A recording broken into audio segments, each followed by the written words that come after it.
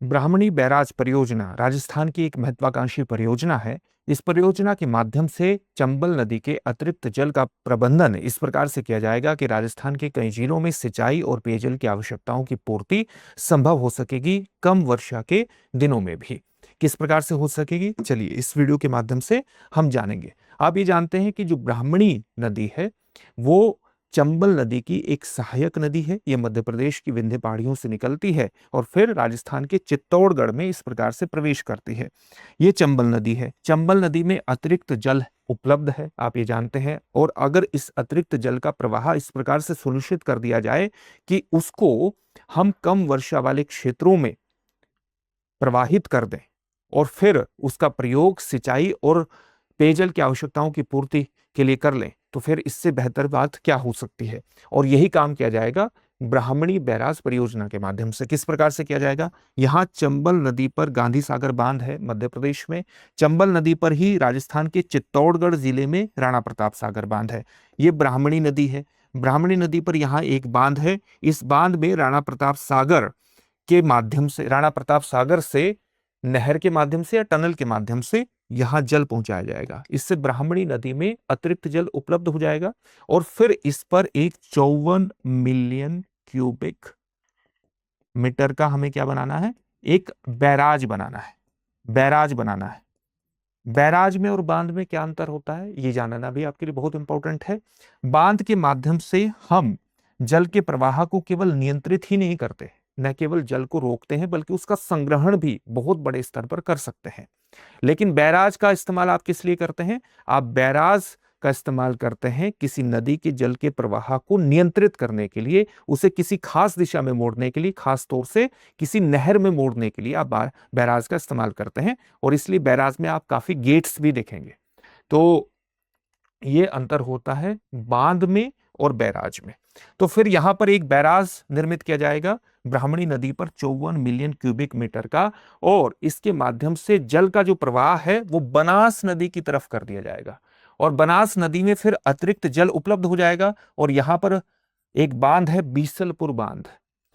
इस बीसलपुर बांध में कम वर्षा वाले दिनों में भी जल की उपलब्धता सुनिश्चित हो जाएगी, अवेलेबिलिटी सुनिश्चित हो जाएगी। और इससे राजस्थान के जयपुर, अजमेर, टोंक, दौसा, सवाई माधोपुर और इसके आसपास के क्षेत्रों में कम वर्षा वाले दिनों में भी आप देखेंगे कि जल की उपलब्धता सुनिश्चित होगी, पेयजल की आपूर्ति सुनिश्चित होगी, सिंचाई के लिए भी जल आपूर्त होता रहेगा, जल की आपूर्ति होती रहेगी।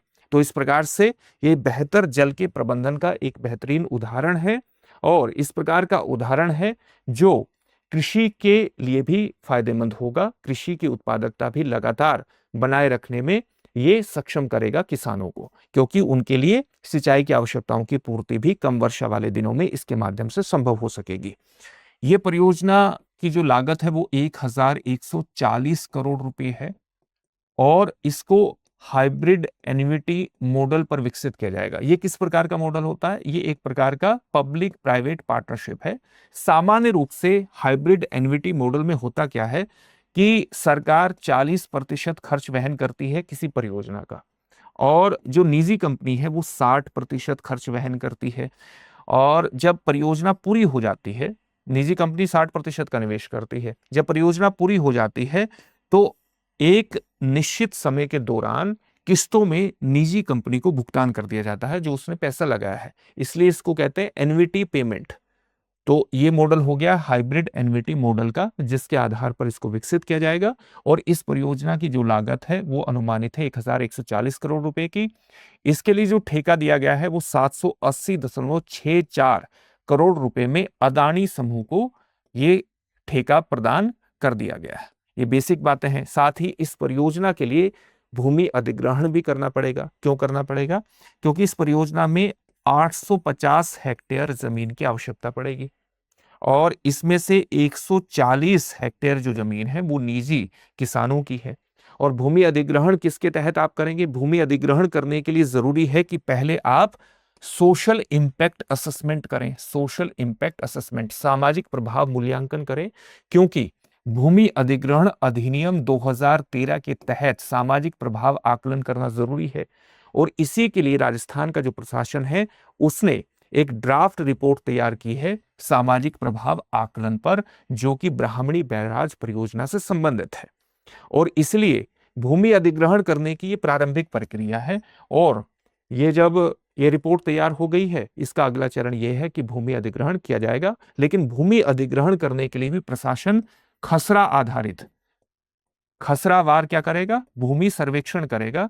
किसी की भी भूमि पर जो भी संरचना बनी है, कुआं बना है या अन्य प्रकार की चारदीवारी बनी है, उसके आधार पर उसका वास्तविक मूल्यांकन करके किसानों के लिए वास्तविक मुआवजे की राशि को तय किया जाएगा।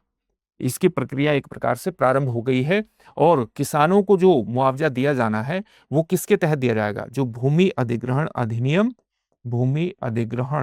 अधिनियम 2013 है, और जो राजस्थान का राज्य नियम 2016 है, राजस्थान का जो राज्य नियम 2016 है, इसी के तहत ये भूमि अधिग्रहण और उसके तहत मुआवजा किसानों को प्रदान किया जाना है। तो इस परियोजना का लाभ भी आपने जान लिया कि किस प्रकार से लाभ मिलेगा, और किसके इसकी भूमि अधिग्रहण की प्रारंभिक प्रक्रिया सामाजिक प्रभाव आकलन के रूप में प्रारंभ हो चुकी है। अब इससे जुड़े हुए प्रश्न को देखते हैं। ब्राह्मणी बैराज परियोजना की अनुमानित लागत कितनी है?